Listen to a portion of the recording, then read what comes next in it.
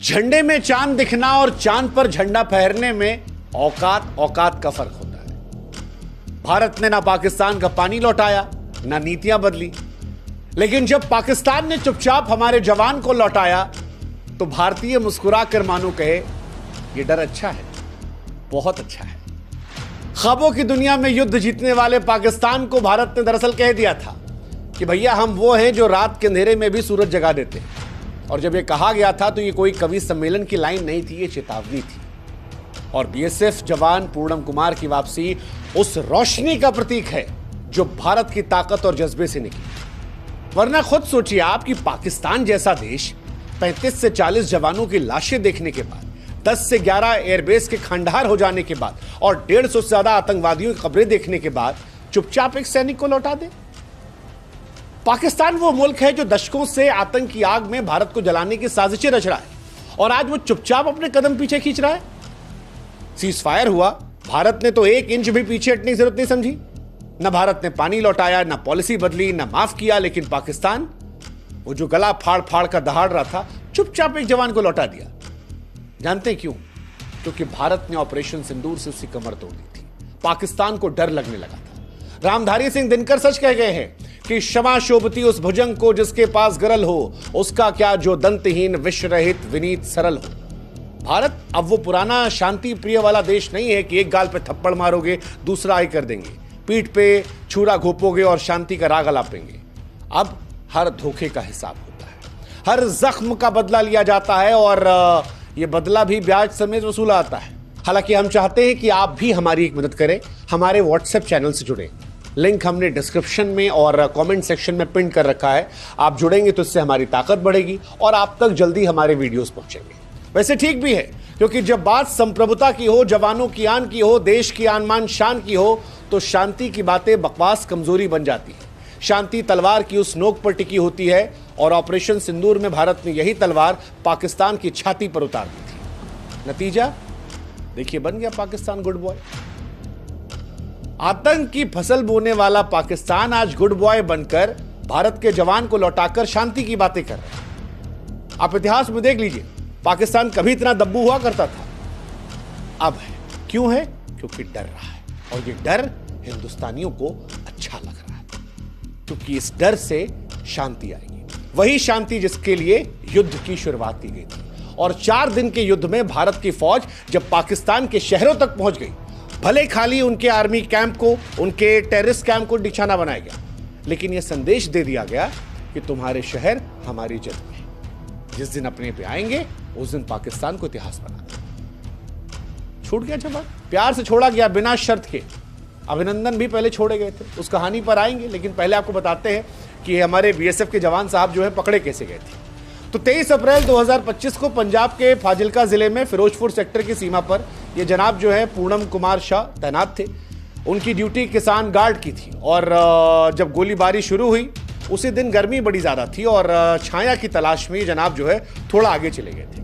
अब क्योंकि यूनिफॉर्म में थे, हथियार के साथ थे, पाकिस्तान के हत्थे लगे। पाकिस्तान को जब ये मिले तब एक इंसानी भूल के चलते उधर गए थे। पाकिस्तान इस बात को जानता था कि ये हमला करने, जासूसी करने नहीं गए थे, लेकिन पाकिस्तान को लगा कि भाई मौका है। पूर्णम की तस्वीर जारी कर दी, आंख पर पट्टी बांधी, सोचा भारत को नीचा दिखाएंगे।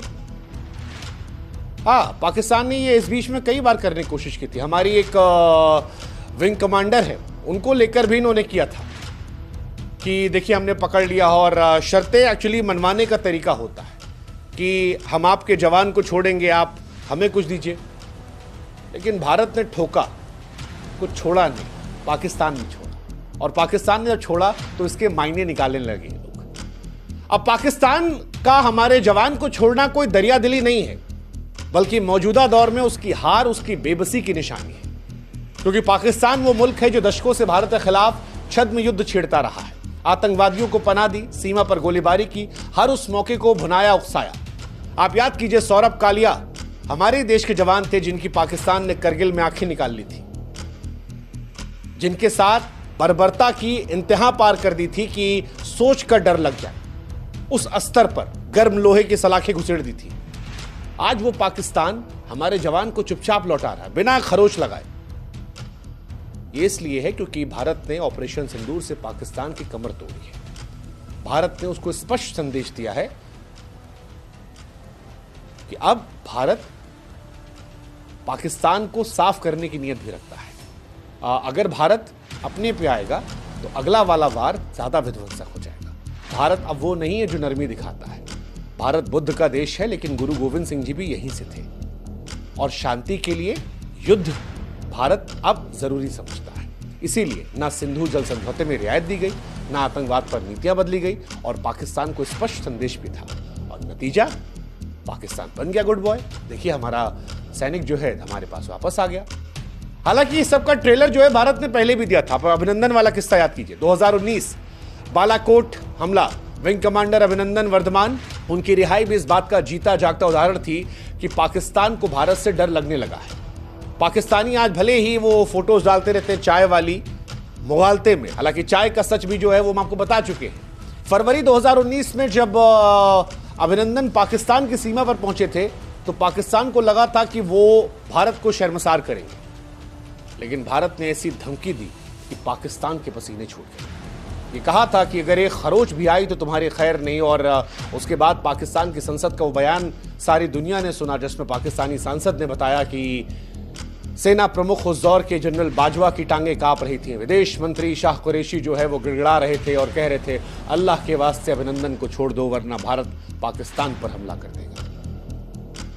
भारत ने पिछली बार कहा था, तब अभिनंदन को 60 घंटों से कम समय में छोड़ दिया गया था। इस बार भारत ने हमला किया है, इसीलिए बिना भारत के कहे, बिना सोशल मीडिया पर कोई तमाशा किए पाकिस्तान ने बीएसएफ के जवान को छोड़ दिया। हम कह रहे थे ना कि युद्ध की कीमत होती है, नुकसान होता है, लेकिन अगर आप शांति चाहते हैं तो कई बार युद्ध जरूरी होता है, क्योंकि युद्ध के बाद फिर एक लंबे दौर तक शांति बनी रहती है और उस शांति के लिए युद्ध लड़ना चाहिए कई बार। और भारत ने इस बार जो युद्ध लड़ा वो शांति के लिए था। नहीं तो 47 से लेकर 65, 65 से लेकर 71, 71 के बाद मेघदूत 84 और 99 में करके पाकिस्तान को हमने देखा है। और 99 में भी, उसके बाद भी जब हम यहां से लाहौर गए, उसके बाद भी संसद में हमला हुआ, उसके बाद भी आप देखोगे ताज पर अटैक हुआ, उसके बाद भी देखोगे उरी, पुलवामा, पहलगाम हुआ। लेकिन इस बार भारत ऑपरेशन सिंदूर के जरिए स्पष्ट संदेश दे रहा था। और जब सीज फायर भी किया तो कुछ बदला नहीं। जमीन पर भारत की बंदूक, नजर निशाना जस का तस है। भारत ने कोई नरमी नहीं दिखाई है। सिंधु जल समझौते में कोई नरमी नहीं है, कोई रियायत नहीं है। आतंकवाद पर नीति वही है। सैन्य तैयारियों में कोई ढील नहीं दी गई है। ऑपरेशन केलर जो है वो बता रहा था कि आतंकवादियों को जवाब, आतंक को भी गोली से दिया जाएगा। तुम गोली मारोगे, हम गोला मारेंगे। उकसावे का जवाब हमले से दिया जाएगा। धोखे का हर हिसाब लिया जाएगा। सीज फायर के बाद भारत ने करके दिखाया। पाकिस्तान को पानी की एक बूंद ना मिले, इसके लिए तैयारियां तेज कर दी है। और वहीं दूसरी तरफ पाकिस्तान पूनम को लौटा रहा है। ये भारत की सैन्य ताकत, कूटनीतिक दबदबे का नतीजा है, जो बता रहा है कि सीज फायर का मतलब भी कमजोरी नहीं बल्कि रणनीतिक संयम है। और वही जो बात भारत ने कही थी कि हम तो रात को भी सूरज उगा देते हैं। अब सवाल यह है कि भारत ने रात को सूरज उगाया तो कितना ठोका था जो सूरज उग गया। तो आपको ये भी जानकारी देते हैं। ऑपरेशन सिंदूर भारत की सैन्य ताकत का वो तूफान था जिसने पाकिस्तान को धूल में मिला दिया। सर्जिकल स्ट्राइक हुई, ड्रोन अटैक हुए, हवाई कार्रवाई हुई। अब कितना नुकसान हुआ आपको बताते हैं। 35-40 पाकिस्तानी सैनिक ढेर हुए हैं। वायुसेना के उनके पायलट जो हैं वो ढेर हुए हैं, तस्वीरें आई हैं।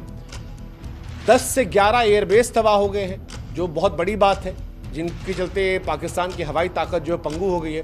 150 से ज्यादा आतंकवादी खत्म हो गए हैं। सबसे बड़ी बात है कि पाकिस्तान को एक्सपोज कर दिया गया। आतंकवादियों के जनाजे में जो पाकिस्तान फौज दिखाई पड़ी है, उसके चलते पाकिस्तान दुनिया में एक्सपोज हो गई है। तो अपनी डैमेज कंट्रोल करने के लिए भी उससे बहुत सारी चीजें करनी पड़ी, क्योंकि पाकिस्तान की सिर्फ सरहद के उस पार हार नहीं हुई है, मनोवैज्ञानिक तौर पर भी हार हुई। आतंकी से लेकर सेना के आकाओं तक सबकी नींद उड़ी है कि भाई साहब कौन कदम बढ़ाए, जो बढ़ाएगा वो ठोक दिया जाएगा।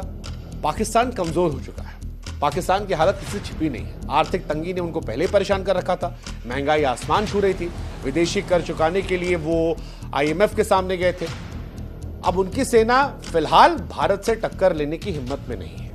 उनकी साख दुनिया में गिरी है। सऊदी जैसे पुराने दोस्त भी मुंह फेर रहे हैं। एक टर्की और चाइना हटा दे तो बाकी कोई ऐसा खास देश नहीं है जो पाकिस्तान के हिस्से में खड़ा है। और जो खड़े भी हैं वो भी कुछ पाकिस्तान को लेकर कर नहीं सकते प्रत्यक्ष तौर पर। अप्रत्यक्ष तौर पर जो किया था उसका जवाब भारत ने ऑपरेशन सिंदूर से दे दिया। तो जब ना पैसा है, ना हौसला है, ना साथ है, तो भारत के सामने सरेंडर करना जरूरी था और वही उन्होंने किया हमारे जवानों।